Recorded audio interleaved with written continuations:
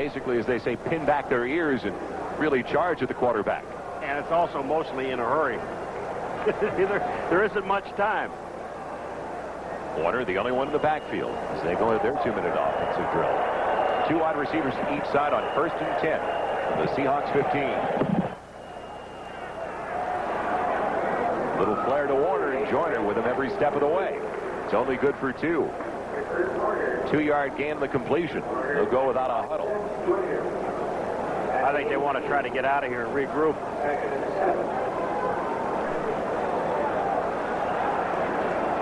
Underneath, they go to Lewis Clark. He's got the first down, getting a block downfield. He's out of bounds in from the Eagles bench at the 45-yard line. Eric Allen forcing him out. But that stops the clock now with 37 seconds left in the first half. Plenty of time for the Seahawk offense to put some points on the board.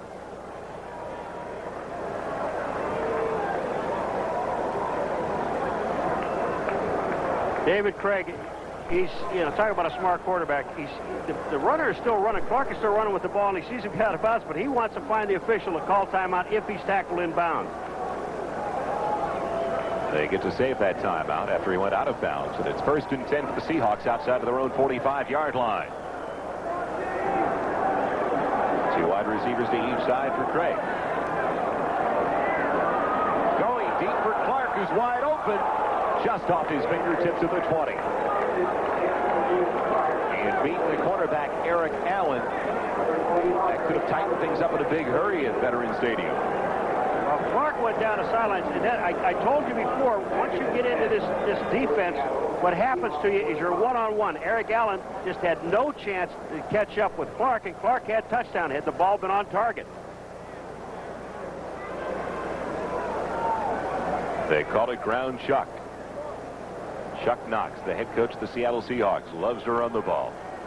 Been well documented. He had so many great years with the Los Angeles Rams. Took the Buffalo Bills to the playoffs as well. 2nd and 10 now, the 45 of Seattle. Wanted Largent. And the Eagles secondary man wanted offensive interference. Eric Everett defending on that play. He thought Largent was pulling his arm down. Well, Everett goes for the ball. The guy was watching behind him is number 20, Waters. What Waters is doing, instead of going to attack the ball, he sits back and he waits.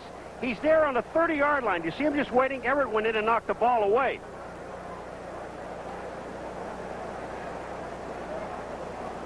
So far this afternoon, the Seahawks have thrown the ball 19 times.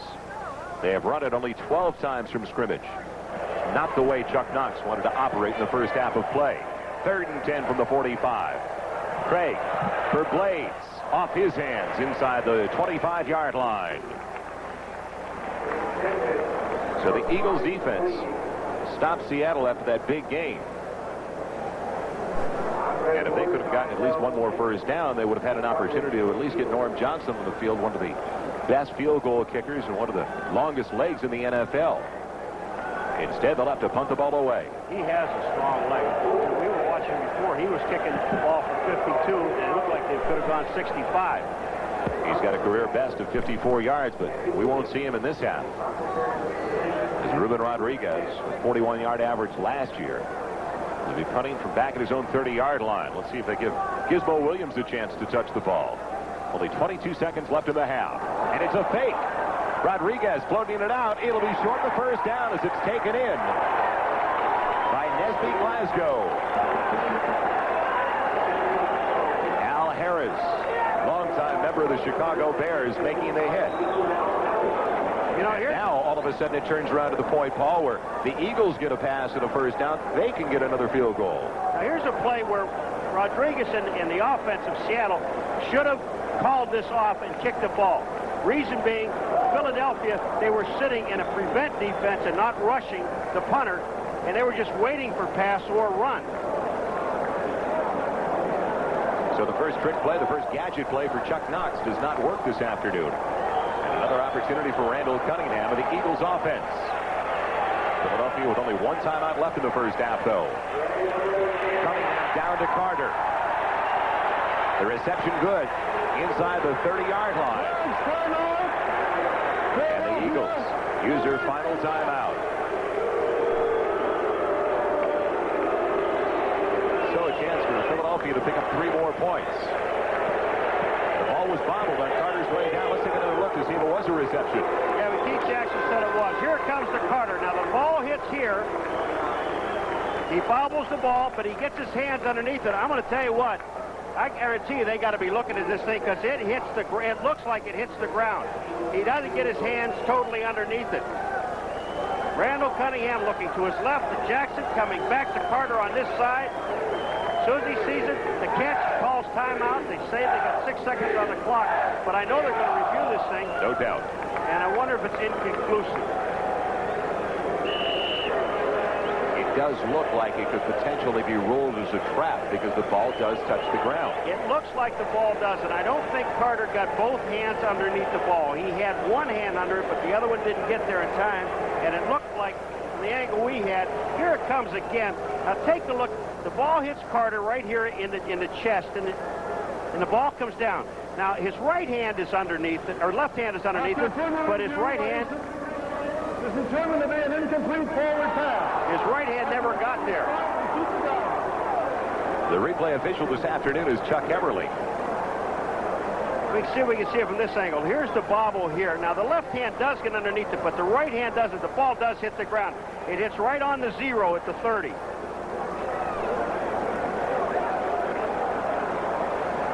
So it'll be Randall Cunningham and the offensive unit back out there. Zendejas was setting up for a field goal attempt of about 35, or make that about 45, 46 yards. Philadelphia have requested a timeout. The fact that the pass was incomplete stops the clock by rule. I am rescinding the timeout. Philadelphia still has 1 remaining. The Eagles have another timeout left. Now can they pull off a quick out and use up only 5 seconds, or do you just go to the end zone? Go down, look for the tip drill possibly. Quick and Carter and Johnson on 3 men, Hail Mary deal. Trips to one side for Cunningham. What should be the final play of the first half. Floats it up. It's taken in, but Quick is out of bounds. As time expires in the first half of play at Veterans Stadium. A little bit of everything in the first 30 minutes of play. The two teams into the halftime locker room.